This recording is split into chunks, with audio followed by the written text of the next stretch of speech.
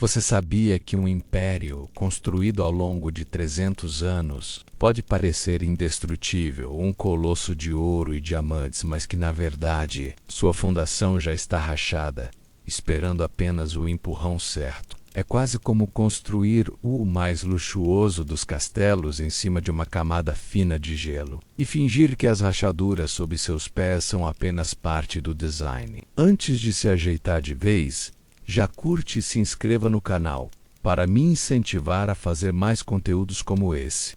Conte-nos também de onde você nos acompanha e qual o horário aí agora. Diminua as luzes e vamos começar a jornada desta noite. Imagine, você está em São Petersburgo no ano de 1913. O ar é frio, cortante, mas dentro dos palácios o calor é quase sufocante. É o aniversário de 300 anos da dinastia Romanov no poder. 300 anos. Pense nisso por um instante. É uma linhagem que parece tão antiga e permanente quanto as próprias estrelas. E a comemoração é um espetáculo que desafia a imaginação. Você vê bailes onde as duquesas usam diamantes do tamanho de ovos de codorna. E os uniformes dos oficiais são tão carregados de ouro que parecem armaduras divinas. Ousar Nicolau II, um homem de olhar gentil mas assombrado, preside tudo com uma calma que beira o desinteresse. Ao seu lado, a czarina Alexandra, com sua beleza austera, parece enxergar algo além, algo que só ela e talvez seu místico de confiança conseguem ver. A opulência é a linguagem oficial. Nos jantares servem-se pratos com nomes franceses que ninguém consegue pronunciar, e os ovos Fabergé, aquelas joias perfeitas e inúteis, são trocados como se fossem figurinhas. É um mundo hermeticamente fechado, uma bolha dourada flutuando sobre um país de 170 milhões de pessoas. E um detalhe curioso sobre essa elite é como ela se fantasiava com o passado. Anos antes, eles deram um famoso baile à fantasia, onde todos se vestiram como nobres russos do século XVII. Gastaram fortunas em trajes de brocado e pérolas para parecerem seus próprios ancestrais. Uma tentativa quase desesperada de provar que a história estava do lado deles, que eles eram a continuação natural e sagrada da velha Rússia. Historiadores ainda discutem se Nicolau II era um homem genuinamente crente em sua missão divina, quase um místico no trono, ou se ele era apenas um homem inseguro, usando a tradição como um escudo contra o mundo que ele não entendia mais. Ele realmente acreditava que era o pai de seu povo, mesmo que seus filhos estivessem começando a passar fome. Enquanto você observa a valsa girando infinitamente sob os candelabros de cristal do Palácio de Inverno, você quase se esquece do mundo lá fora. Mas ele está lá. Se você se aproximar de uma das janelas gigantescas e embaçadas pelo calor, você consegue ver não as luzes da cidade, mas a escuridão dos bairros operários. Você quase consegue sentir o cheiro da fumaça de carvão misturado ao da sopa rala de repolho. Lá fora, o povo não celebra 300 anos de poder, mas sim 300 anos de servidão. Lá fora, a conversa não é sobre qual joia usar no baile, mas se haverá pão na mesa amanhã. Essa desconexão é total, absoluta. É como se o palácio e o país existissem em dimensões diferentes, conectadas apenas por um fio muito frágil. Você sente a vibração quase imperceptível sob os seus pés. Não é o som da orquestra. É outra coisa, um zumbido distante vindo das fábricas e das ruas frias. É a pulsação de um império que, apesar de toda a sua glória, já está com os dias contados. E a pergunta que paira no ar gelado, mais pesada que qualquer coroa, é como toda essa certeza, toda essa riqueza de 300 anos, pôde se desfazer tão completamente em apenas 8 meses. Você se afasta da janela fria e o som da orquestra volta a preencher seus ouvidos, mas agora ele parece falso, oco. O verdadeiro centro de poder neste palácio não está no salão de baile, nem mesmo na sala do trono. Ele está em um lugar muito mais íntimo. Você segue um corredor silencioso, forrado de tapeçarias, e se aproxima dos aposentos privados da czarina Alexandra. A porta está entreaberta, e de dentro vem um som, um sussurro baixo e hipnótico, quase um cântico. Lá dentro você vê a figura que assombra os sonhos e os pesadelos de toda a Rússia, Grigori Rasputin. Ele não parece pertencer a este lugar. Ele é alto, desgrenhado, com uma barba emaranhada e roupas de um simples camponês. Mas são os seus olhos que prendem você. Eles queimam com uma intensidade fanática. Um fogo que parece ver diretamente através da sua alma. Ele está sentado falando com a imperatriz e ela o escuta com a devoção de quem ouve um oráculo. Este homem, um camponês siberiano, um místico andarilho, é a pessoa mais influente do império. E a razão é um segredo de Estado, a fonte da dor e da força da família imperial. O pequeno Alexei, o herdeiro do trono, o garoto que deveria um dia governar um sexto da superfície da terra, sofre de hemofilia, uma doença terrível que transforma o menor dos cortes em uma ameaça mortal. Os melhores médicos da Europa são impotentes, mas Rasputin, com suas orações e sua presença calmante, parece conseguir estancar o sangramento. Você vê a gratidão nos olhos de Alexandra. Para uma mãe desesperada, ele não é um charlatão. Ele é um milagre, um homem enviado por Deus, e por isso ela lhe daria qualquer coisa. Ela lhe daria o mundo. Historiadores ainda discutem se Rasputin era um charlatão cínico, explorando a dor de uma mãe desesperada, ou se ele genuinamente acreditava em seus próprios poderes de cura. A verdade provavelmente está em algum lugar no meio. Mas o resultado é o mesmo. A gratidão de Alexandra se transforma em uma dependência absoluta. Ela acredita que a saúde de seu filho, e portanto o futuro da dinastia, está nas mãos deste homem. E um detalhe curioso, quase bizarro, é como ele se comportava na corte. Ele podia estar em um jantar formal, cercado pela mais alta nobreza, e comer com as mãos, limpando a gordura em sua barba, enquanto contava histórias vulgares. E ninguém ousava dizer nada. Pelo contrário, as damas da sociedade competiam por sua atenção, vendo em sua rusticidade uma espécie de pureza espiritual. Ele se tornou o canalizador da vontade divina para a czarina. Seus conselhos, sussurrados em sessões privadas, não se limitavam mais a assuntos de saúde. Ele opina sobre a nomeação de ministros, sobre estratégias militares, sobre o destino de milhões. Um general é demitido porque Rasputin teve um mau pressentimento sobre ele. Um burocrata incompetente é promovido porque sua esposa é uma devota do místico. O sussurro no ouvido da czarina se torna a política oficial do Império Russo. E lá fora, nas ruas, os rumores se espalham como fogo em palha seca. O povo não vê um homem santo. Eles veem um camponês lascivo e manipulador que controla a alemã, como chamavam a czarina por sua origem. A autoridade sagrada do czar, sua imagem como pai da nação, se desfaz a cada história. A cada caricatura que o mostra como um fantoche nas mãos de Rasputin e da czarina, o colosso de 300 anos, não está sendo atacado por exércitos inimigos? Não ainda. Ele está sendo corroído por dentro, por um veneno administrado em doses diárias, nos aposentos mais secretos do poder. Você deixa para trás os corredores quentes e a figura sombria de Rasputin, mas o silêncio não dura. O sussurro do místico é lentamente abafado por um som novo, um rugido distante que cresce até se tornar um trovão constante. É o som da Grande Guerra, o conflito que deveria unir a nação em um fervor patriótico, mas que na verdade se tornaria um martelo que esmagaria o império. Em 1914, quando a guerra começou, houve uma onda de entusiasmo. As ruas de São Petersburgo, rapidamente rebatizada para Petrogrado para soar menos alemã, se encheram de multidões cantando hinos e jurando lealdade ao czar. Era a chance de Nicolau II se redimir, de se tornar o líder forte que a Rússia precisava.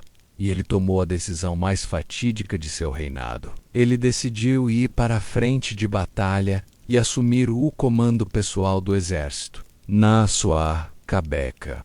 Era um gesto heróico, um pai indo lutar ao lado de seus filhos. na realidade foi um desastre absoluto. Ele não era um estrategista. Era um nobre que se sentia mais confortável em cerimônias do que em um quartel-general. E ao deixar a capital, ele entregou o governo, na prática, nas mãos da pessoa que a Rússia mais desconfiava, a Tsarina Alexandra, que por sua vez ouvia apenas os sussurros de Rasputin. A decisão de um homem selou o destino de todos. Enquanto o czar brincava de ser general, a realidade no fronte era um pesadelo. Imagine a cena, que soa como uma piada de mau gosto. 3 soldados russos são enviados para a linha de frente, mas apenas um deles tem um rifle. A ordem era: pegue a arma do seu camarada quando ele cair. A indústria russa de Gantz Kamaz Inefficient não conseguia produzir armas, munição e nem mesmo botas suficientes. Os soldados lutavam em meio à lama congelada, às vezes descalços, com fome e liderados por oficiais que os tratavam com desprezo. As derrotas se acumulavam e milhões de homens morriam não por falta de coragem, mas por uma incompetência criminosa. Enquanto os homens morriam no front, Petrogrado congelava. A guerra engolia tudo. Os trens que antes traziam comida e carvão para as cidades, agora só transportavam soldados e armas. As prateleiras dos mercados ficaram vazias. As fábricas fecharam por falta de matéria-prima. Longas filas de mulheres e crianças se formavam de madrugada, no frio cortante, na esperança de conseguir um pedaço de pão. E para adicionar um toque de ironia trágica à situação, uma das primeiras medidas do czar no início da guerra foi proibir a venda de vodka, acreditando que isso melhoraria a moral e a produtividade. O resultado foi que o governo perdeu 1/3 de sua receita, que vinha dos impostos sobre o álcool, e o povo, desesperado e irritado, começou a destilar qualquer coisa que pudesse fermentar em casa. Historiadores ainda discutem se a guerra foi a causa direta da revolução ou apenas o acelerador de um colapso que já era inevitável. Teria o império caído de qualquer maneira, ou foi o peso de milhões de mortos e a fome generalizada que deu o empurrão final? A verdade é que a guerra expôs todas as fraquezas do regime de forma brutal. O colosso de 300 anos não era de ouro maciço, era oco por dentro. E agora? O rugido da guerra e o choro da fome batiam em suas paredes.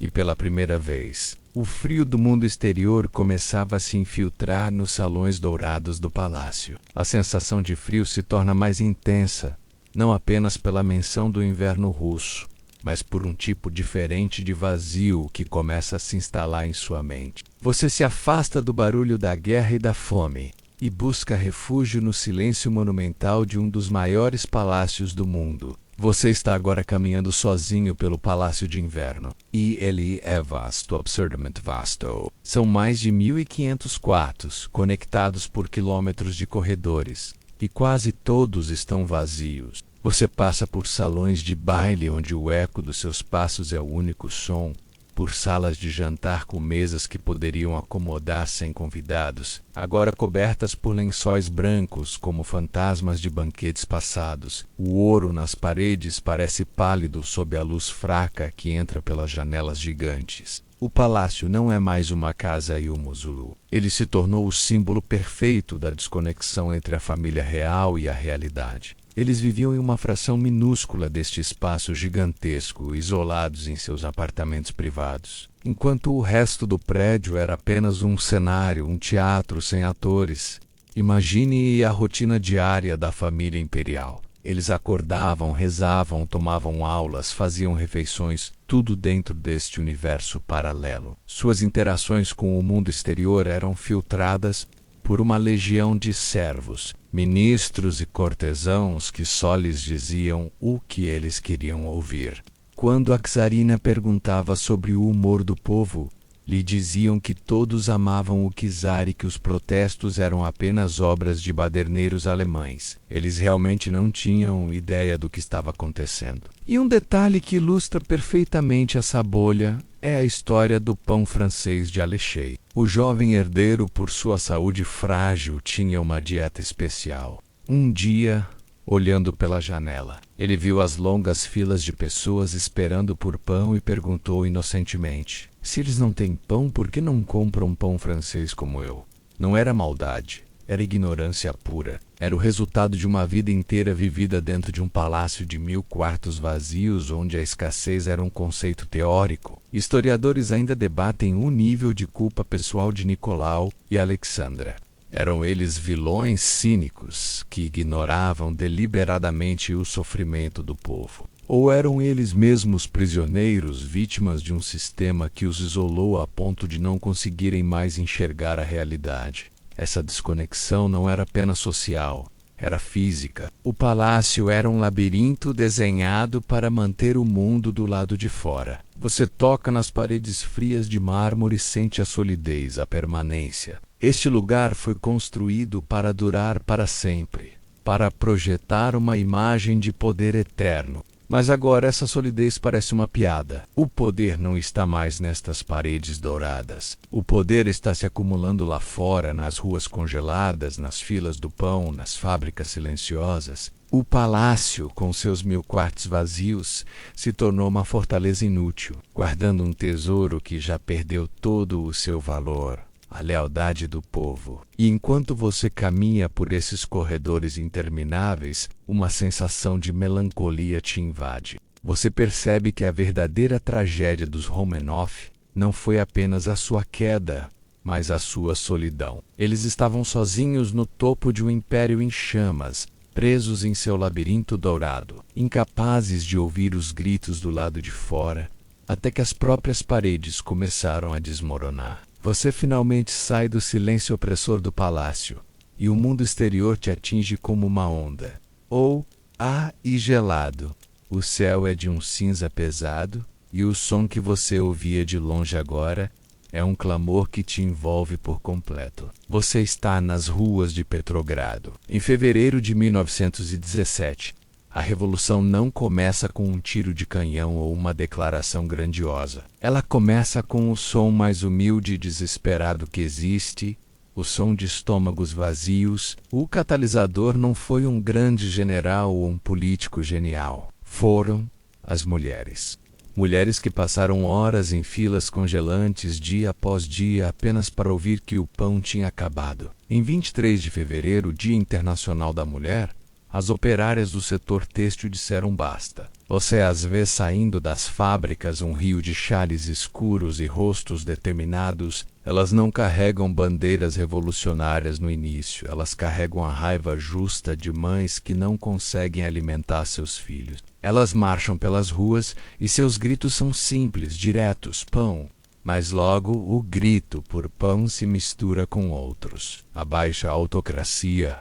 Abaixo a guerra, a pequena faísca encontra uma floresta seca. E um detalhe fascinante é como elas espalharam a revolta. Elas não foram para casa. Elas marcharam até as grandes fábricas de metalurgia, como a gigante usina Putilov, onde os Romans, mais politizados e organizados, ainda hesitavam. As mulheres não pediram, e elas exigiram.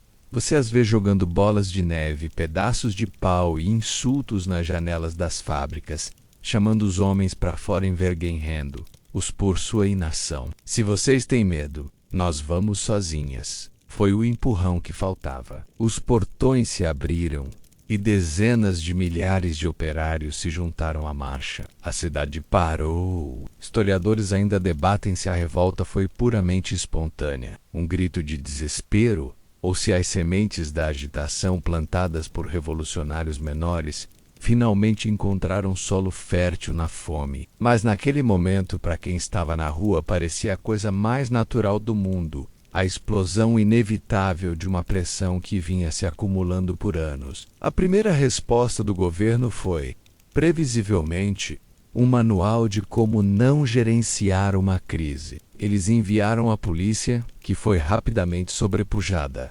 Então, eles chamaram os cossacos. Os cossacos eram a imagem da repressão czarista. Cavaleiros temidos com chicotes e sabres. A força de choque do império.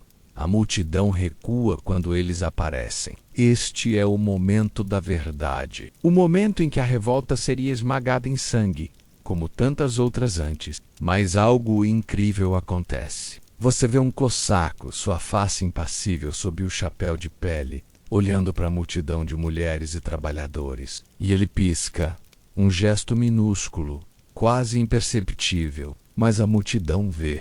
E então, em vez de atacar, os cossacos simplesmente cavalgam entre os manifestantes ou até mesmo se recusam a intervir. O principal instrumento de opressão do Estado quebrou. A espada se recusou a cortar. Naquele instante, todos na rua, e até mesmo os ministros assustados em seus gabinetes, entenderam. Isso não era mais um motim por pão. Era o fim de um mundo. A fundação de 300 anos não estava mais rachando, estava se partindo sob seus pés. A notícia da revolta nas ruas de Petrogrado viaja lentamente, como um eco distorcido, até chegar ao quartel-general do exército, a centenas de quilômetros de distância. É lá que você encontra o czar Nicolau II em seu uniforme impecável, debruçado sobre mapas que ele mal entende. Ele recebe os telegramas sobre os protestos, mas sua mente não consegue processar a escala do que está acontecendo. Para ele, são apenas desordens, agitações de hooligans que logo serão contidas. Ele responde da única maneira que sabe, com uma ordem simples e terrível: mandar parar a desordem em Petrogrado amanhã mesmo. Ele não percebe que não há mais ninguém para obedecer a essa ordem. Suzgenerai, homens práticos e cientes do colapso no fronte e na retaguarda, percebem a verdade antes dele. Eles entendem que o exército está se desintegrando, que os soldados não vão atirar em seus próprios irmãos famintos. Manter o czar no poder agora significa mergulhar o país em uma guerra civil brutal. Enquanto a guerra contra a Alemanha ainda ruge, eles tomam uma decisão pragmática e fria. O czar precisa ir. Uma delegação de políticos da Duma ou parlamento russo viaja para encontrá-lo. E a cena da abdicação é talvez o momento mais anticlimático e melancólico de toda a revolução. Não acontece em um salão dourado, sob o olhar da corte. Acontece dentro de um vagão do trem imperial, parado em uma estação desconhecida no meio do nada. Na cidade de Pskov, você está lá, no corredor apertado do vagão. Você vê Nicolau, seu rosto pálido e cansado. Ele passou a noite acordado, não em agonia sobre seu império, mas preocupado com o sarampo de seus filhos. Ele recebe os políticos, escuta seus argumentos com uma calma resignada. Não há gritos, não há fúria, apenas um cansaço profundo.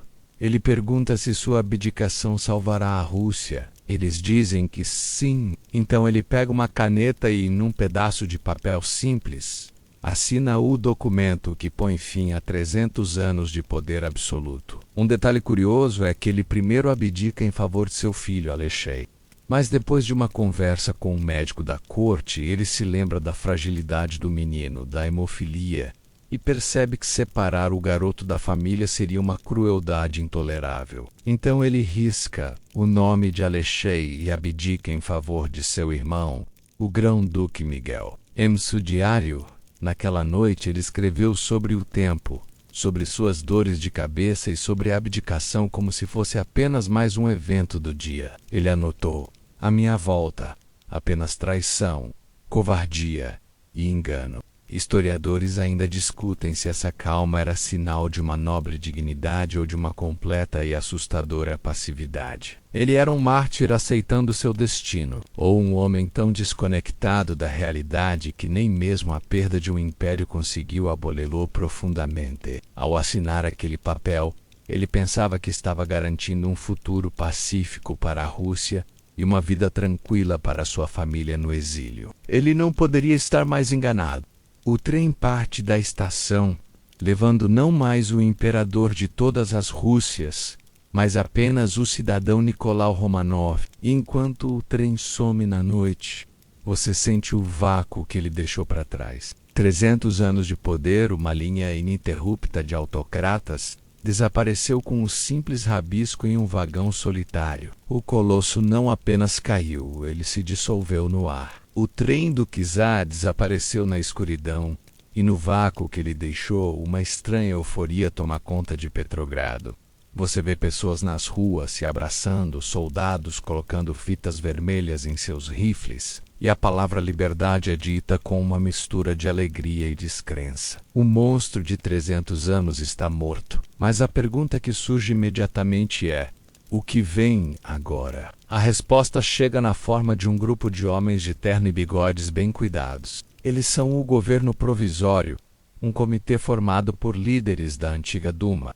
São advogados, industriais e professores, homens que passaram a vida fazendo discursos eloquentes sobre democracia e constituições. Eles se instalam nos mesmos escritórios suntuosos do Palácio de Inverno, sentando-se nas mesmas cadeiras usadas pelos ministros do czar, e imediatamente eles começam a fazer o que sabem melhor: falar. Eles prometem liberdade de expressão, anistia para presos políticos e uma futura Assembleia Constituinte que decidirá o destino da Rússia. Tudo soa maravilhoso, progressista, civilizado, mas eles herdam um país que não é civilizado, é um caos. A fome não desapareceu com o czar, as fábricas continuam paradas, e a guerra, a ferida aberta que sangra a nação, ainda está lá. E é aqui que esses homens inteligentes tomam sua decisão mais estúpida, a decisão fatal que selará seu destino. Eles decidem continuar a guerra. Para eles, faz sentido. A Rússia tem aliados, a França e a Grã-Bretanha. Abandoná-lo seria uma desonra. E eles acreditam, com uma ingenuidade comovente, que a nova Rússia democrática lutará com mais fervor, que os soldados livres lutarão melhor que os servos do czar. Eles não poderiam estar mais errados. Você vê um soldado no meio da rua, magro, com um uniforme sujo. Ele não entende de honra nacional ou de alianças geopolíticas. Ele só entende que o czar se foi, a pessoa que o enviou para a guerra se foi. Então por que diabos ele ainda está lutando? O governo provisório e o povo russo estão falando duas línguas completamente diferentes. Historiadores ainda discutem se a decisão de continuar a guerra foi um ato de idealismo patriótico ou uma tática para adiar as reformas mais difíceis. Se eles se concentrassem na guerra, talvez não precisassem lidar com a questão mais explosiva de todas: a terra que os camponeses queriam para si. Um detalhe que captura a essência deste governo é a figura de Alexander Kerensky, um advogado e orador carismático.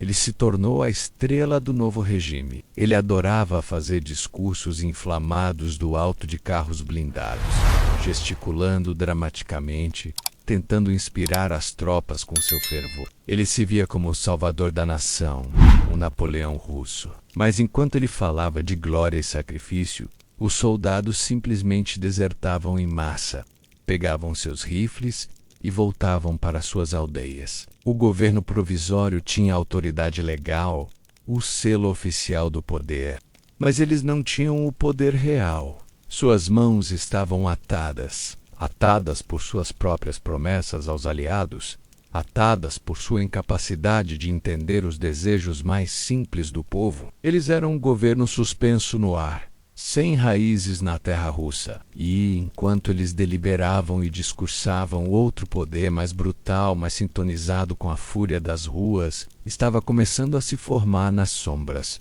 O palco estava montado para a chegada de alguém que não se importava com a honra ou com os aliados, alguém que ofereceria ao povo exatamente o que ele queria ouvir. Enquanto o governo provisório discursa para um auditório cada vez mais vazio em Petrogrado, você se desloca para o coração da Europa. Você está em Zurique, na Suíça, um oásis de neutralidade em meio a um continente em chamas. Em um apartamento modesto, vive um homem que há anos espera por este momento. Ele é baixo, careca, com um cavanhaque pontudo e olhos pequenos e penetrantes que parecem analisar o mundo com uma intensidade febril. Seu nome é Vladimir Ilyich Ulyanov, mas o mundo o conhecerá como Lenin. Por anos, ele foi uma figura marginal, o líder de uma facção radical e minoritária dos socialistas russos, os bolcheviques. Ele vivia no exílio, escrevendo panfletos furiosos e participando de debates intermináveis em cafés esfumaçados. Quando a Revolução de Fevereiro aconteceu, ele quase não acreditou. Sua primeira reação foi: Como vou chegar lá? A Europa estava em guerra e o caminho para a Rússia estava bloqueado. É aqui que a história assume os contornos de um thriller de espionagem. Os inimigos de seus inimigos se tornam seus amigos. O alto comando alemão, desesperado para tirar a Rússia da guerra e mover suas tropas para a frente ocidental, tem uma ideia brilhante e cínica. Eles decidem usar Lenin como uma arma. Eles o veem como um vírus que, se injetado no corpo político russo, pode causar um colapso total. Eles se oferecem para transportá-lo, junto com outros revolucionários exilados, através da Alemanha até a fronteira russa. Mas como fazer isso sem que pareça um ato de traição? A solução é uma das imagens mais icônicas da Revolução O Trem Selado. Você vê Lenin e seus camaradas embarcando em um vagão de trem em Zurique. O vagão é então oficialmente selado. As portas são fechadas e marcadas com giz. Legalmente, aquele vagão se torna um pedaço de território extraterritorial, não pertencente à Alemanha. É uma ficção jurídica para que os alemães possam afirmar que não tiveram contato com os revolucionários. Historiadores ainda debatem os detalhes do acordo. Lenin aceitou o dinheiro alemão diretamente. A evidência é circunstancial, mas o fato é que o Partido Bolchevique, antes pobre, de repente teve fundos para imprimir jornais e contratar agitadores. Lenin não se importava. Ele teria feito um pacto com um diabo para voltar à Rússia. E um detalhe delicioso sobre essa viagem é a disciplina fanática de Lenin.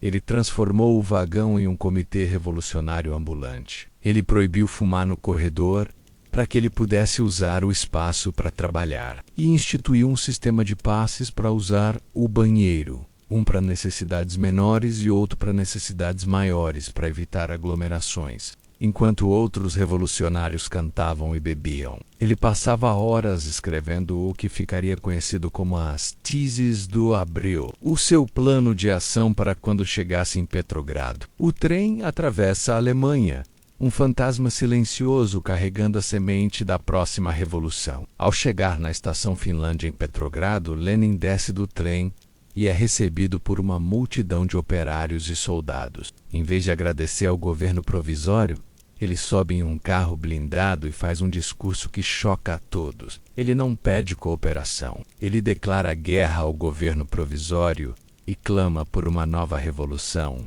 uma revolução socialista. O vírus havia chegado e ele estava prestes a se espalhar mais rápido do que qualquer um poderia imaginar. O discurso de Lenin na estação Finlândia cai como uma pedra em um lago calmo. Os outros revolucionários, até mesmo muitos de seus próprios bolcheviques, ficam horrorizados. Eles esperavam união, um fronte socialista contra a burguesia. Em vez disso, Lenin oferece divisão e mais conflito. Eles acham que ele ficou louco no exílio, que perdeu o contato com a realidade russa. Mas Lenin não está falando para eles. Ele está falando por cima de suas cabeças, diretamente para o soldado na trincheira, para a operária na fábrica, para o camponês no campo.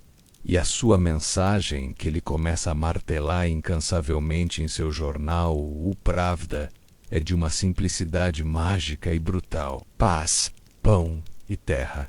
3 palavras. É tudo. Enquanto o governo provisório publica decretos longos e discursos floridos sobre o dever e a honra, Lenin oferece um programa que uma criança pode entender. E cada uma dessas palavras é uma chave que abre a porta para o desejo mais profundo de uma fatia gigantesca da população. Você sente o poder disso. Paz.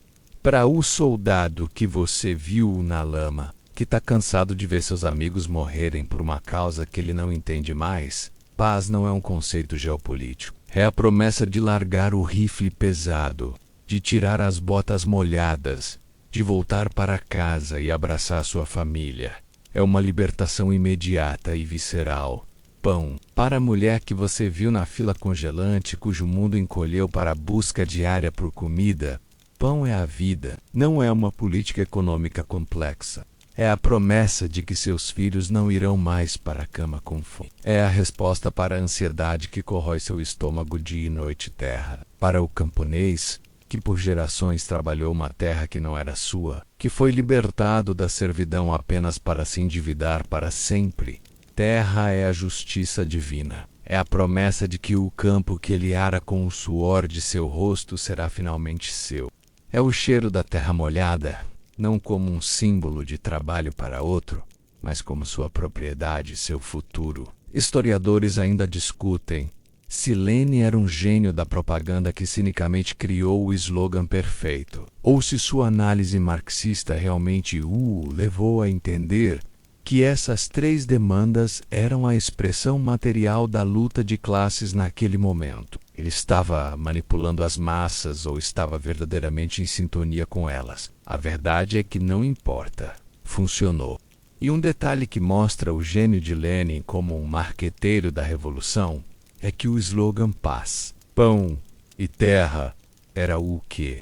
Como era outro slogan igualmente simples: todo o poder aos sovietes. Os sovietes eram os conselhos de operários e soldados que surgiram espontaneamente. Lenin os via como o veículo perfeito para a tomada do poder.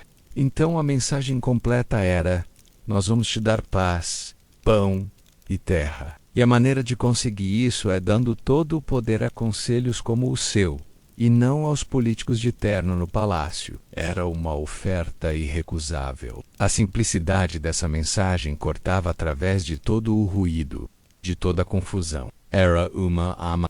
E com cada panfleto distribuído, com cada discurso de um agitador bolchevique, essa arma ficava mais afiada, dividindo a Rússia em dois campos cada vez mais claros: aqueles que ainda acreditavam nas promessas do governo provisório e aqueles que queriam paz, pão e terra. Agora, a simplicidade da mensagem de Lenin é como uma melodia clara, em meio a um ruído ensurdecedor. E durante o verão de 1917, esse ruído se torna o som dominante na Rússia.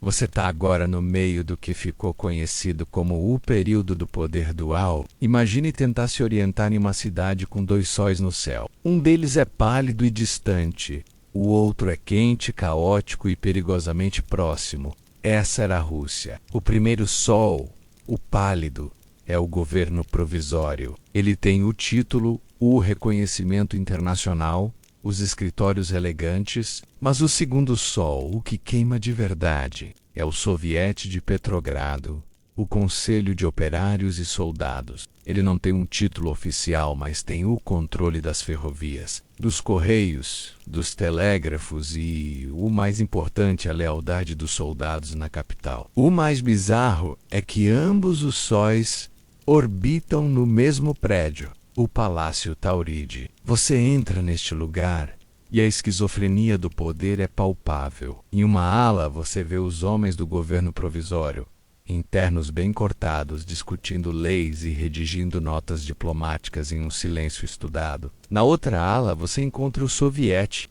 O ar é pesado com fumaça de cigarro barato, o chão está sujo de lama das botas dos soldados, e as discussões são gritos, interrupções e uma energia anárquica e vibrante. E aqui você nota um detalhe que resume tudo. Você vê soldados, muitos deles camponeses, que nunca sonharam em pisar em um palácio, sentados em poltronas de seda, com seus rifles apoiados nos móveis caros, cuspindo cascas de sementes de girassol no chão de mármore polido. Não é um ato de maldade, é a mais pura declaração de poder. Este lugar agora é nosso, e nossas regras se aplicam. O soviete emitiu o famoso decreto número 1, que ordenava que os soldados só obedecessem aos oficiais do governo provisório se a ordem não contradissesse as ordens do soviete. Com um único pedaço de papel, eles efetivamente tomaram o controle do exército. O governo provisório tinha um carro, mas o soviete tinha as chaves e o motor. Historiadores ainda discutem a verdadeira natureza do soviete. Era ele um embrião de uma democracia direta e popular, a voz autêntica das massas? Ou era simplesmente uma multidão caótica, facilmente manipulada por agitadores radicais que sabiam gritar mais alto? Neste verão do caos, o governo provisório, liderado agora pelo carismático Kerensky, decide fazer uma última aposta desesperada para reafirmar sua autoridade. A ofensiva Kerensky. Eles lançam um novo grande ataque contra os alemães, acreditando que uma vitória uniria o país. O resultado é uma catástrofe. O exército russo, desmoralizado e cansado, se desintegra. Soldados matam seus próprios oficiais e desertam aos milhares. A ofensiva que deveria salvar o governo o destrói. E a cada notícia da derrota, a melodia de Lenin se torna mais alta e mais clara em meio ao caos. Paz, ele tinha avisado. Ele tinha dito que continuar a guerra era uma loucura. A falha do governo provisório prova que ele estava certo. O verão de 1917 não é um período de crescimento, é um período de decomposição. A anarquia não é mais uma ameaça. É a realidade diária. E neste vácuo de poder, com 2 sóis se anulando no céu, o terreno se torna perfeitamente fértil para o grupo mais disciplinado, mais implacável e com a mensagem mais simples de todas. Enquanto o poder se desfaz nas ruas e nos palácios de Petrogrado, você viaja para um lugar de silêncio forçado, um exílio dentro do próprio país. Você está em Tsarskoye e depois na Sibéria, seguindo os passos da família imperial agora prisioneira. E é aqui, através de um punhado de cartas e diários, que você mergulha na mente da pessoa que, talvez mais do que qualquer outra, personificou a negação e a tragédia dos Romanov, a Tsarina Alexandra. As cartas dela para Nicolau, que agora está separado dela, e para suas amigas são um documento psicológico fascinante. Você as lê e sente a claustrofobia da situação deles, mas também uma recusa quase patológica em aceitar a realidade. Ela não se vê como a prisioneira de uma revolução, mas como uma vítima de uma grande conspiração, uma tempestade temporária que logo passará. Ela escreve sobre a alma russa e como o povo simples ainda ama seu czar, enganado por um bando de intelectuais e judeus. A fé dela é inabalável, tanto em Deus quanto na missão divina de sua família. Ela acredita que tudo isso é um teste, uma provação enviada por Deus para purificar a Rússia e fortalecer sua fé. E em cada linha, você sente a sombra do homem que ela ainda considera um santo, Rasputin. Ela se refere a ele como nosso amigo e acredita que seu assassinato, ocorrido pouco antes da Revolução, foi o que removeu a proteção divina do trono. Ela relê suas cartas e profecias, buscando conforto e orientação. É como se ela estivesse tentando se comunicar com um fantasma. Historiadores ainda debatem a profundidade da influência de Rasputin na mentalidade de Alexandra.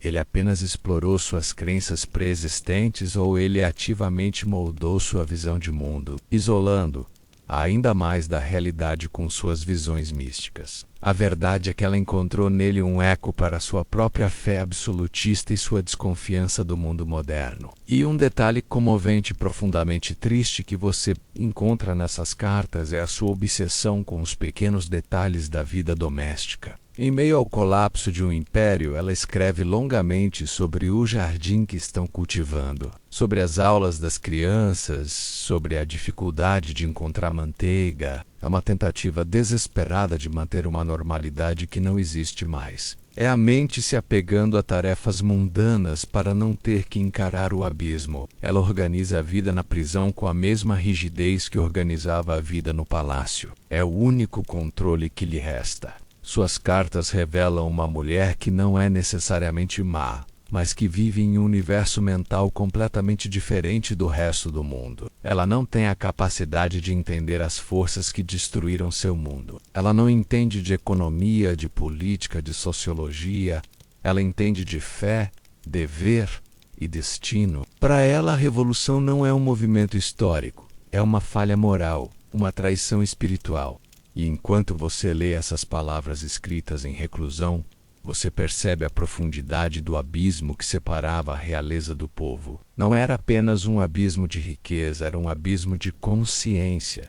Eles não falavam a mesma língua, não viviam no mesmo planeta. E essa desconexão, tão evidente nas cartas desesperadas da czarina, foi a rachadura fundamental na qual todo o edifício de 300 anos foi construído, e que agora finalmente havia cedido. Você deixa para trás o silêncio e a negação da família prisioneira e retorna ao coração pulsante da revolução. Mas o centro de poder não está mais no Palácio Tauride. Ele se mudou para um antigo internato para moças da nobreza, o Instituto Smone. E aqui, o caos do verão se transformou em algo diferente, um caos calculado, uma febre organizada. E no epicentro deste furacão controlado, você encontra um homem que é a antítese de Nicolau II e Kerensky. Seu nome é Leon Trotsky. Se Lenin é o cérebro estratégico, a mente que formulou a teoria e a direção, Trotsky é o arquiteto e o engenheiro-chefe da insurreição, você o vê. E ele é uma figura de pura energia. Com seu cabelo rebelde, seus óculos redondos e seu cavanhaque característico. O ar ao seu redor parece estalar com uma eletricidade contida. Ele é um orador hipnótico, capaz de eletrizar multidões com sua inteligência afiada e seu sarcasmo cortante. Mas seu verdadeiro gênio neste momento não está no palco, está nos bastidores. Como presidente do Soviete de Petrogrado e chefe do recém-formado Comitê Militar Revolucionário, ele tem uma tarefa: transformar a Guarda Vermelha, uma milícia operária desorganizada e volátil, em uma força capaz de tomar o poder em uma cidade de 2 milhões de habitantes, e ele faz isso com uma meticulosidade de arquiteto. Você o observa em uma sala cheia de fumaça, debruçado sobre um mapa gigantesco de Petrogrado. Ele não está planejando uma batalha campal. Ele está planejando uma cirurgia. Um detalhe que revela sua genialidade prática é que ele não marca apenas quartéis e prédios do governo. Ele marca as pontes, as estações de trem, a central telefônica, a usina elétrica, o Banco do Estado. Ele entende que para controlar uma cidade moderna, você não precisa de um exército enorme, você precisa controlar seu sistema nervoso, sua infraestrutura. Ele transforma a revolução em uma lista de tarefas. Um pequeno grupo de soldados disciplinados para cada ponte. Um esquadrão para a central telefônica para cortar a comunicação do governo. Outro para a estação de trem para impedir a chegada de tropas leais. É metódico, é frio, é terrivelmente eficiente. Historiadores ainda discutem a dinâmica exata entre Lenin e Trotsky nestes dias cruciais. Era Trotsky apenas o executor brilhante da visão de Lenin, que o incitava a agir? Ou foi a sua genialidade prática e sua liderança no local que tornaram a revolução de fato possível? Lenin, ainda escondido, enviava notas frenéticas. A história não nos perdoará se não tomarmos o poder agora. Trotsky, com calma, respondia que era preciso esperar o momento certo, o Congresso dos Sovietes, para dar um verniz de legitimidade à tomada de poder. Enquanto Lenin era a impaciência da revolução, Trotsky era o seu relógio preciso. Ele não queria um banho de sangue, uma guerra civil nas ruas. Ele queria uma transferência de poder tão rápida e silenciosa que a cidade mal notasse até que tudo estivesse acabado. E ele está conseguindo. A Guarda Vermelha sob seu comando se torna uma ferramenta afiada. Os soldados da guarnição de Petrogrado declaram sua lealdade não ao governo, mas ao soviete. A máquina está montada. Cada peça, cada engrenagem está no seu lugar. O arquiteto silencioso concluiu seu projeto. Agora falta apenas a ordem para ligar a máquina. A noite de 24 de outubro chega e uma névoa fria e úmida paira sobre os canais de Petrogrado. A cidade está estranhamente calma. Os teatros estão abertos, os bondes ainda circulam. As pessoas jantam em restaurantes. A revolução que está prestes a acontecer não é como as imagens heróicas que seriam pintadas mais tarde. Não há barricadas em chamas, nem massas enfurecidas correndo pelas ruas. O plano de Trotsky está em ação, e ele se desenrola com a precisão silenciosa de um relógio. Você segue pequenos grupos de soldados e guardas vermelhos enquanto eles se movem pela cidade escura. Eles não marcham, eles caminham. Eles não gritam, eles sussurram. Um grupo chega à central telefônica. Eles entram e encontram os operadores e, com uma calma assustadora, simplesmente lhes dizem que o prédio está agora sob o controle do soviete e que nenhuma chamada de ou para o governo provisório deve ser conectada. Não há tiros, não há luta. Os operadores, confusos e assustados, simplesmente obedecem. Outro grupo assume o controle da estação de trem Báltica, desviando qualquer trem que pudesse trazer tropas leais a Kerensky. Outro assume a usina elétrica, garantindo que as luzes da cidade continuem acesas, exceto as do Palácio de Inverno. É uma tomada de poder por infiltração, não por assalto. Historiadores, especialmente o cineasta Sergei Eisenstein com seu filme épico Outubro, criaram o mito de uma batalha heróica pela tomada do Palácio de Inverno, com milhares de bravos revolucionários escalando os portões sob uma chuva de balas. A realidade foi muito mais prosaica, quase cômica. O último reduto do governo provisório é este palácio gigantesco, o mesmo que você visitou quando estava cheio de quartos vazios. E agora, ele está sendo defendido por um grupo heterogêneo de cadetes militares. Alguns cossacos desmoralizados e, o mais famoso, um batalhão feminino da morte. Um detalhe que ilustra o absurdo da situação é que o palácio era tão grande e labiríntico que muitos dos invasores bolcheviques, ao entrarem, simplesmente se perdiam nos corredores. Há relatos de grupos de revolucionários vagando por horas, acabando por encontrar a adega do czar, que continha uma das mais valiosas coleções de vinhos do mundo. A batalha pela adega foi em muitos aspectos mais intensa do que a batalha pelo próprio palácio. O governo provisório, encolhido em uma das salas de jantar, está completamente isolado. Seus telefones estão mudos. Seus pedidos de ajuda não chegam a lugar nenhum.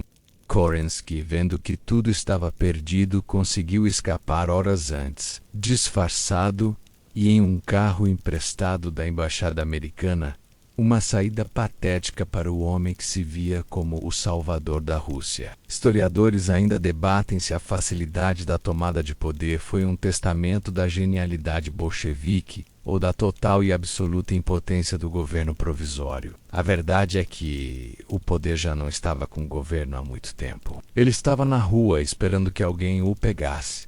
E os bolcheviques foram os únicos organizados e implacáveis o suficiente para fazer isso. A invasão silenciosa do Palácio de Inverno não foi uma batalha, foi a limpeza final. Foi a remoção de um fantasma que assombrava os corredores do poder, enquanto o poder real já havia se mudado para outro lugar. Enquanto os pequenos grupos de guardas vermelhos se perdem nos corredores do Palácio de Inverno, um som finalmente quebra a quietude tensa da noite. É um som oco, um boom que ecoa pela cidade.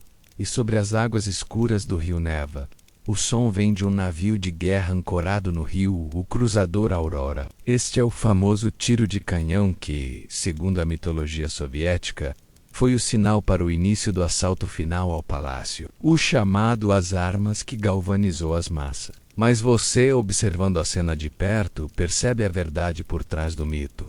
O tiro foi real, mas foi um tiro de festim, sem um projétil. O objetivo não era destruir, era assustar, intimidar os últimos defensores do palácio. E mesmo como sinal, ele foi um tanto quanto atrasado. Quando o canhão disparou, a maior parte da cidade já estava firmemente nas mãos dos bolcheviques. O tiro não iniciou a revolução, ele apenas anunciou que ela já havia em grande parte acontecido. Ele foi menos uma explosão e mais um eco do poder que o governo provisório já não possuía. Você foca sua atenção no navio. O Aurora é um veterano da desastrosa guerra russo-japonesa, um símbolo flutuante das falhas militares do czarismo. Sua tripulação, como a maioria dos marinheiros da frota do Báltico, era radicalmente pro-bolchevique. Para eles, participar da revolução era um ato de vingança e de esperança. E um detalhe fascinante é que os marinheiros tiveram uma dificuldade imensa para disparar o tal canhão. Eles não eram artilheiros treinados para aquela peça específica e, segundo alguns relatos, tiveram que buscar um especialista na vizinhança para ajudá-los a operar a arma histórica. A imagem de marinheiros revolucionários coçando a cabeça, tentando descobrir como disparar um canhão simbólico, captura perfeitamente o amadorismo e a improvisação que marcaram muitos momentos daquela noite. Em contraste com a precisão cirúrgica do plano de Trotsky, o som do disparo, apesar de ser apenas pólvora seca, tem um efeito psicológico devastador sobre os defensores do palácio. Para os jovens cadetes e as mulheres do batalhão, soa como o fim do mundo. Eles foram informados de que reforços estavam a caminho, que a cidade inteira se levantaria para defender o governo. Mas o único som que ouvem é este canhão solitário, seguido pelo silêncio. A promessa de ajuda era uma mentira. Eles estavam sozinhos. Historiadores ainda discutem a importância real do Aurora. Foi um elemento crucial que quebrou a moral dos defensores. Ou foi apenas um adereço teatral, uma peça de propaganda que foi amplificada mais tarde para criar uma narrativa heróica? A verdade é que a Revolução não precisava do tiro. Mas a história da Revolução, sim. A história precisava de um momento icônico. Um clímax audível para um evento que foi em sua maior parte estranhamente silencioso e visual. O tiro do Aurora se tornou o ponto final sonoro da era do governo provisório. Não foi um tiro que matou alguém, mas matou uma ideia. A ideia de que ainda havia algo a ser defendido dentro daquele palácio. Aquele boom vazio foi a certidão de óbito de um governo que já nascera morto. Um eco ressoando sobre uma cidade que já havia virado a página. O eco do canhão se dissipa e a resistência final no Palácio de Inverno desmorona. Os ministros do governo provisório são encontrados e presos, não com fúria, mas com uma burocracia quase entediada. A tomada do poder está completa. E agora você se move para o cenário do ato final, o Instituto Smolny, onde o segundo congresso dos sovietes de toda a Rússia está em sessão. A sala está lotada, o ar é uma névoa densa de fumaça de tabaco, suor e a eletricidade de um momento histórico. Delegados de todo o antigo império, soldados de uniformes surrados, operários com rostos cansados, intelectuais com olhos brilhando, estão todos ali. A notícia da tomada do Palácio de Inverno chega e a sala explode.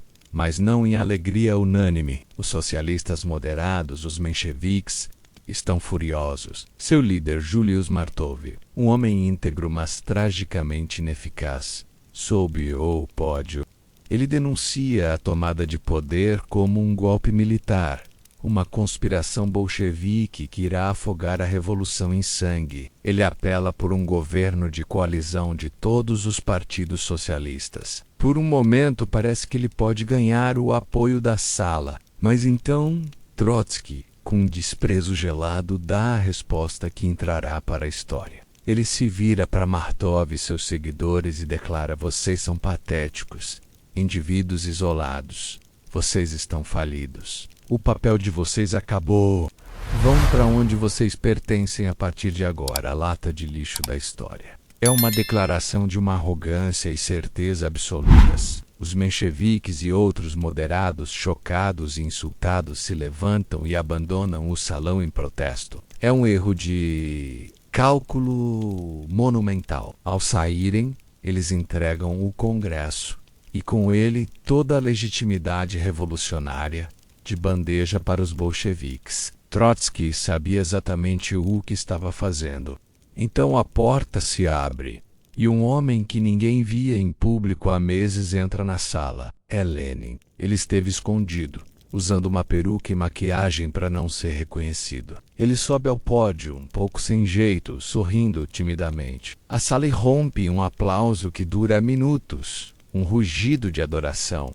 Ele espera o barulho diminuir, agarra a tribuna com as duas mãos e diz, com uma simplicidade que contrasta com toda a grandiosidade do momento: nós agora procederemos à construção da ordem socialista. É isso.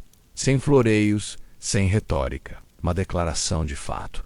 E então, ele lê seus primeiros decretos. O decreto sobre a paz.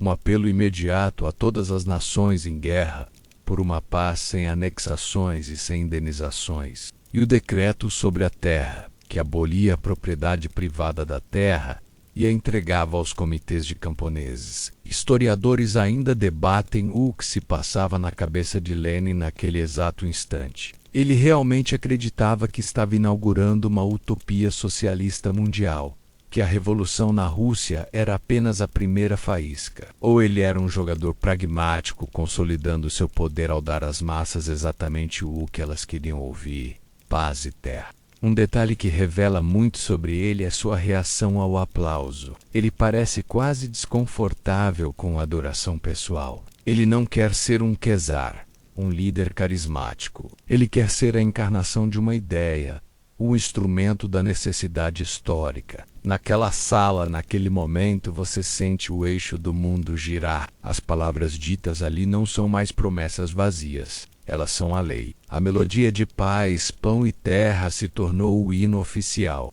A tomada de poder, iniciada silenciosamente, nas ruas e nos corredores, foi finalmente consagrada com palavras que seriam ouvidas em todo o mundo. Um novo mundo foi anunciado, não com a pompa de uma coroação, mas com a simplicidade brutal de um homem em um pódio, declarando o fim de uma era. Você se afasta do barulho do Congresso e encontra um momento de silêncio para processar o porra que acabou de testemunhar. A pergunta que deu início a esta jornada ainda ecoa em sua mente como um império de 300 anos, uma estrutura que parecia tão eterna quanto as montanhas, desmoronou em apenas 8 meses. De fevereiro a outubro, um piscar de olhos na escala da história. Agora, com todas as peças do quebra-cabeça diante de você, a imagem se torna mais clara. Não foi um único golpe que derrubou o colosso. Foi a convergência de múltiplas fraturas. Uma tempestade perfeita de falhas que se alimentaram mutuamente em uma velocidade vertiginosa.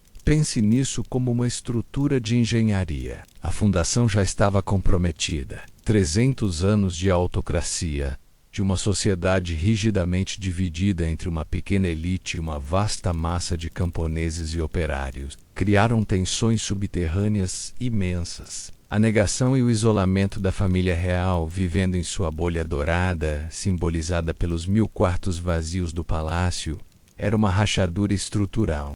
A influência de Rasputin não criou essa rachadura, mas ele a aprofundou, derramando o veneno da desconfiança e do escárnio sobre a já frágil legitimidade da monarquia. Então veio a guerra. A Primeira Guerra Mundial não foi uma pedra atirada contra a estrutura, foi um terremoto. Ela sacudiu o edifício até suas fundações, expondo cada biga podre, cada ponto de solda fraco. A incompetência militar, a crise de abastecimento, a fome nas cidades. Tudo isso foi o tremor que transformou as rachaduras em fendas abertas.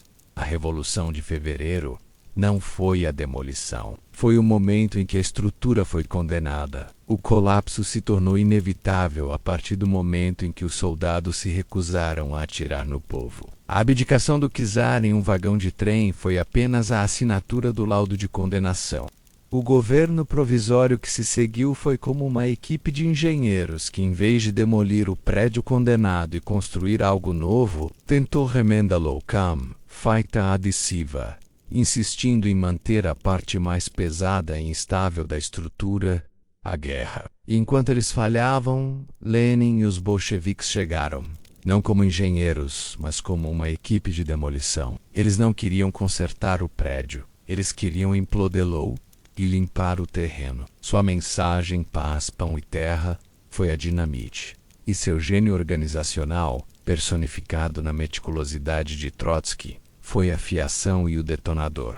Historiadores ainda debatem qual fator foi o mais decisivo. Foi a agência, a ação deliberada de indivíduos como Lenin e Trotsky, ou foram as estruturas, as forças impessoais da economia e da sociedade que tornaram a revolução inevitável. E os bolcheviques foram apenas os surfistas que pegaram a onda perfeita. A verdade, como sempre, é que ambos são inseparáveis. Sem a onda do descontentamento popular, Lenin seria apenas um intelectual exilado. Sem a prancha de surf da organização bolchevique, a onda teria se quebrado na praia sem levar a lugar nenhum. Ou os 8 meses, de fevereiro a outubro, foram um período de compressão histórica sem precedentes. Décadas, séculos de pressão foram liberados de uma só vez. acelerando o tempo. O que poderia ter levado 50 anos de declínio gradual aconteceu em menos de um ano. É uma lição aterrorizante e fascinante sobre a fragilidade do poder e a rapidez com que a certeza pode se transformar em caos. A construção da ordem socialista, como Lenin a chamou, começa com um ato que parece uma contradição. Para salvar a revolução, ele precisa primeiro mutilar o país. A promessa mais poderosa que ele fez foi a paz. E agora, ele precisa entregá-la, a qualquer custo. Você se transporta para a cidade de Brest-Litovsk, na atual Bielorrússia, no início de 1918. É aqui que os novos líderes bolcheviques se sentam para negociar com os generais do Império Alemão e do Império Austro-Húngaro. A atmosfera é surreal. De um lado da mesa você vê os aristocratas e oficiais alemães, com seus monóculos, uniformes impecáveis e um ar de desprezo mal disfarçado. Do outro lado, a delegação russa. É um grupo bizarro que inclui um ex-operário, um ex-militante e inicialmente um camponês, para simbolizar a nova Rússia. Eles não sabem as regras da diplomacia, eles tentam usar as negociações como um palanque para a propaganda revolucionária, esperando que os operários alemães se rebelem. Os alemães não se impressionam. A delegação russa é liderada, em um primeiro momento, por Trotsky. Ele tenta uma tática brilhante e audaciosa. Nem guerra, nem paz. Ele declara que a Rússia está saindo da guerra, mas se recusa a assinar um tratado de paz formal que ceda territórios.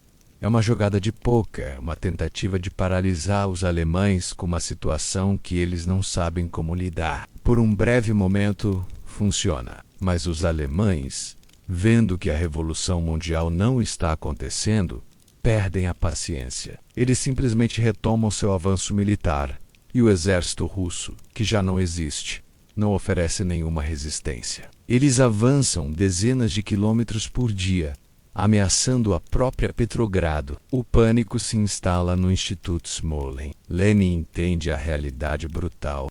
Sua revolução, ainda frágil, não pode sobreviver a uma guerra contra a Alemanha. A escolha é entre a soberania nacional e a sobrevivência do regime. Ele não hesita.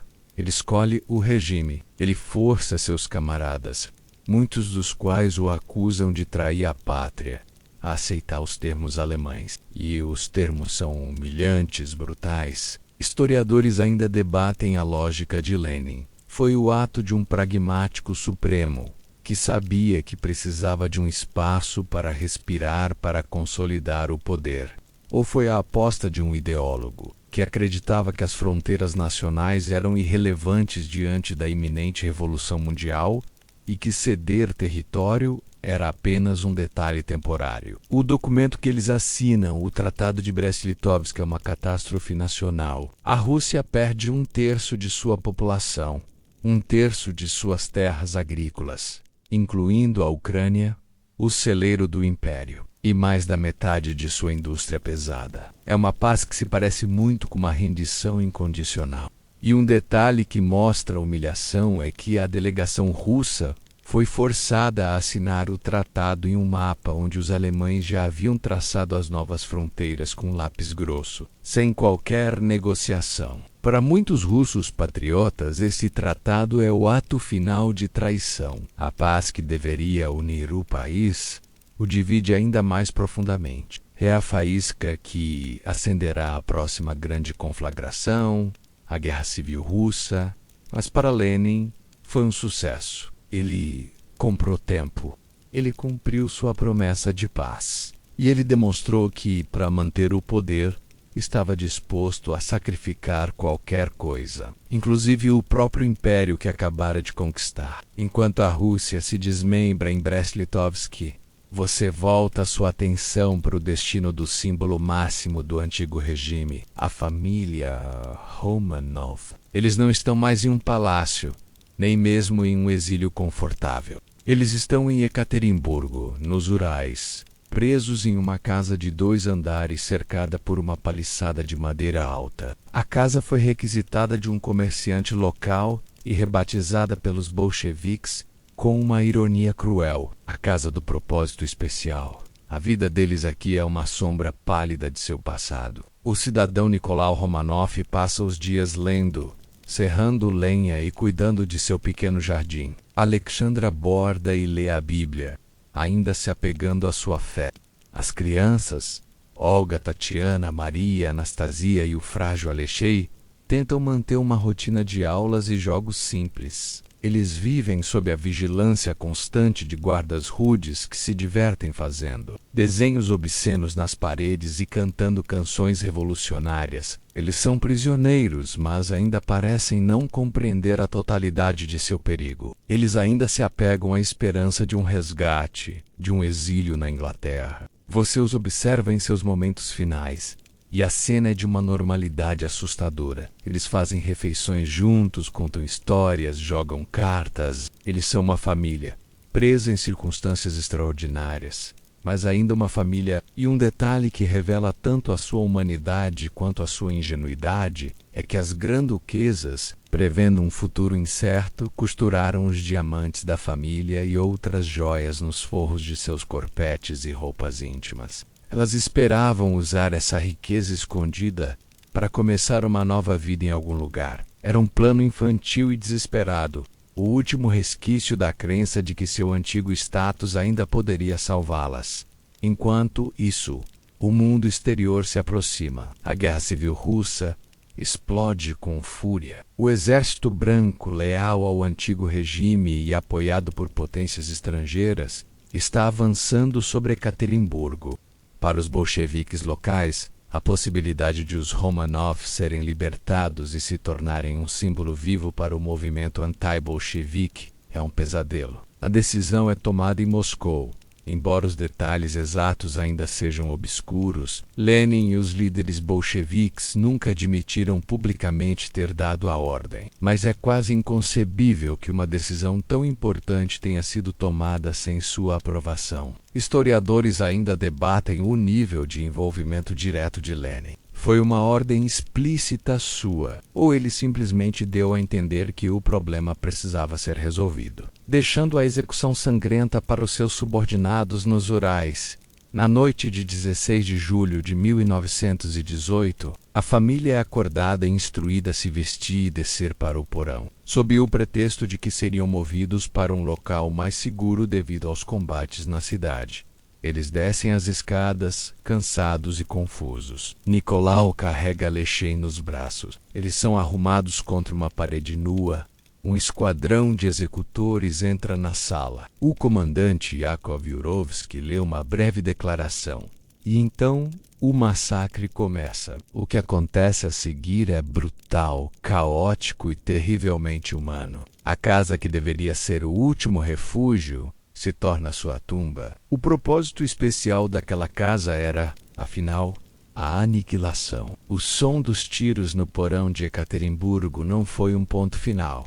Foi o primeiro tiro de uma nova guerra, uma guerra ainda mais selvagem e desesperada do que a Rússia acabara de deixar. A execução da família Romanov, em sua essência, foi um ato de medo. O medo de que o Exército Branco, que avançava, pudesse libertar o czar e usá-lo como um estandarte vivo para reunir todas as forças antibolcheviques. A remoção do símbolo foi o reconhecimento de que a luta pelo controle da Rússia estava apenas começando. Você se afasta daquela casa sombria e sua visão se amplia, abrangendo as vastas planícies, as montanhas e as florestas de um país que está se partindo em dois. De um lado, os vermelhos, os bolcheviques, controlando o coração industrial e administrativo do país, Moscou e Petrogrado. Eles têm uma liderança unificada em Lenin e Trotsky, uma ideologia clara e uma máquina de propaganda implacável. Do outro lado, os brancos. E aqui a cor é a única coisa que os une. O movimento branco é uma coalizão caótica e disfuncional de todos os que odeiam os bolcheviques. Você vê monarquistas que sonham com a volta do czar, liberais que queriam a república do governo provisório, generais czaristas que desprezam a humilhação de Brest-Litovsk e até mesmo socialistas moderados que foram chutados para a lata de lixo da história. Eles não têm um líder único nem um objetivo comum.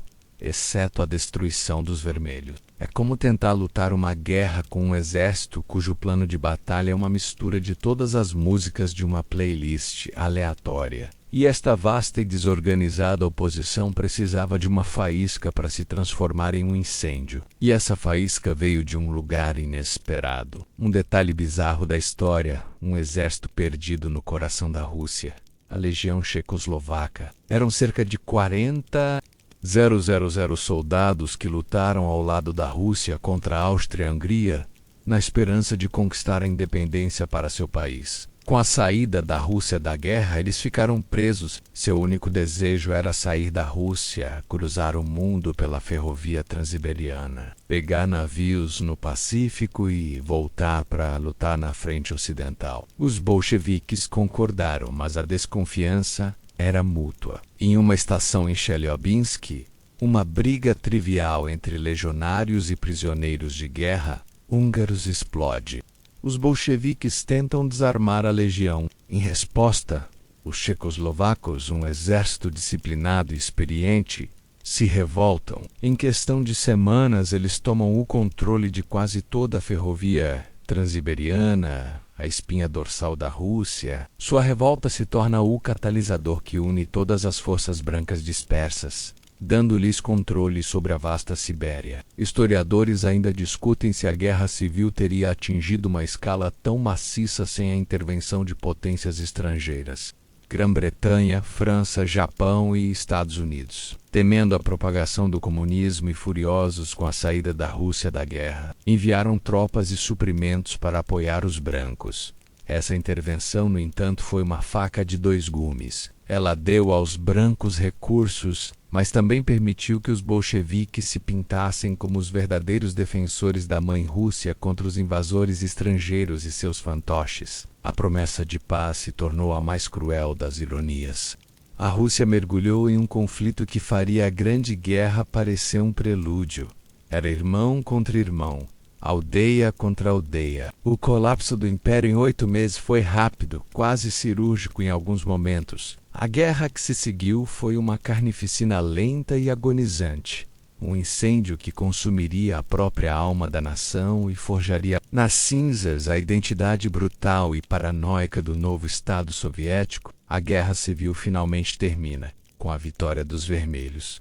O fogo que consumiu a Rússia por anos lentamente se apaga, deixando para trás um país em ruínas, faminto e traumatizado. Mas o eco daquele colapso de 8 meses, que começou com filas de pão e terminou com a criação de um novo tipo de Estado, não se cala. Ele reverbera através do século XX e chega até nós, até o chão que pisamos hoje. Você está agora em um lugar que não é físico, é o espaço da reflexão.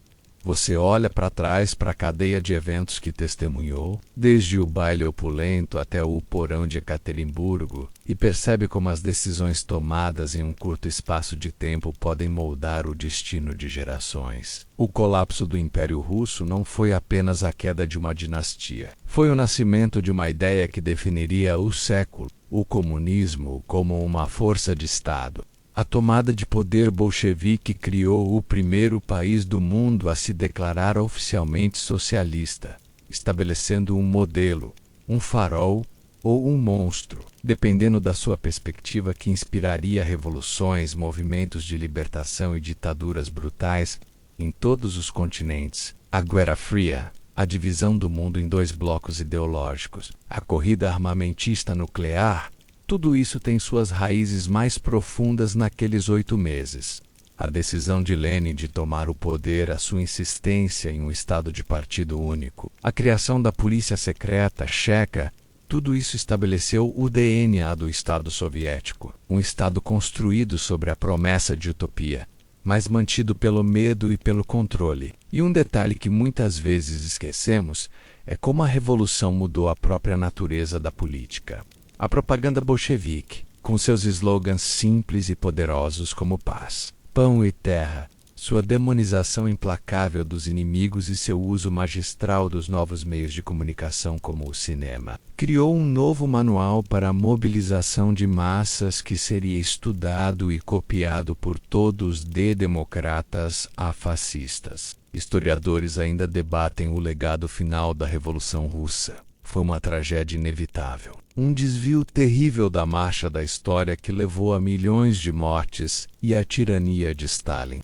Ou foi, apesar de seus horrores, um passo necessário, uma tentativa brutal e falha de criar um mundo mais justo, que forçou o capitalismo ocidental a se reformar e a criar estados de bem-estar social para evitar sua própria revolução? A verdade é que não há uma resposta simples. O eco do Império Caído é complexo, cheio de contradições. Ele nos lembra da fragilidade das instituições que consideramos permanentes. Ele nos mostra como a desconexão entre governantes e governados pode criar um vácuo que forças radicais estão mais do que dispostas a preencher. E, acima de tudo, ele nos conta uma história profundamente humana sobre como a esperança, a fome, a fé, o medo e a ambição podem se chocar em uma tempestade perfeita, capaz de derrubar o mundo de 300 anos em um piscar de olhos, e criar um novo mundo cujas ondas de choque ainda estamos sentindo hoje. A jornada por estes 8 meses tumultuados chega ao fim. A poeira assenta sobre os palácios e os campos de batalha, e um silêncio profundo se instala sobre a terra russa. A história, com seu barulho e sua fúria, se retrai, deixando para trás apenas o sussurro de suas lições. Agora permita que sua mente se afaste dessas imagens intensas. Sinta o peso da história se dissipar, como a névoa da manhã se dissolve com a primeira luz do sol. Cada evento, cada decisão, cada vida que tocamos nesta noite, agora repousa tranquilamente no passado. Não há mais urgência, não há mais luta. Apenas a calma e a quietude do conhecimento adquirido. O ritmo do seu corpo desacelera, acompanhando o ritmo suave da narração. Sua respiração se torna mais longa, mais profunda. Cada inspiração traz uma sensação de paz, e cada expiração libera qualquer tensão que ainda possa existir. O palácio está quieto. O trem está parado. As ruas estão vazias. Tudo o que resta é o conforto do seu espaço, a segurança do seu presente. A história nos mostra que os impérios caem, as revoluções terminam e a vida de alguma forma continua. E nesta noite, sua única tarefa é continuar a jornada para dentro de si mesmo, para o lugar de descanso profundo e reparador. Deixe que as imagens se transformem em formas abstratas, em cores suaves que dançam atrás de suas pálpebras fechadas. Deixe que os ecos das vozes se transformem em um zumbido distante e reconfortante. Você está seguro, você está em paz. O mundo lá fora pode esperar. Agora é o seu tempo de se render ao sono, de flutuar neste oceano de tranquilidade que você mesmo criou. Fim. Bons sonhos.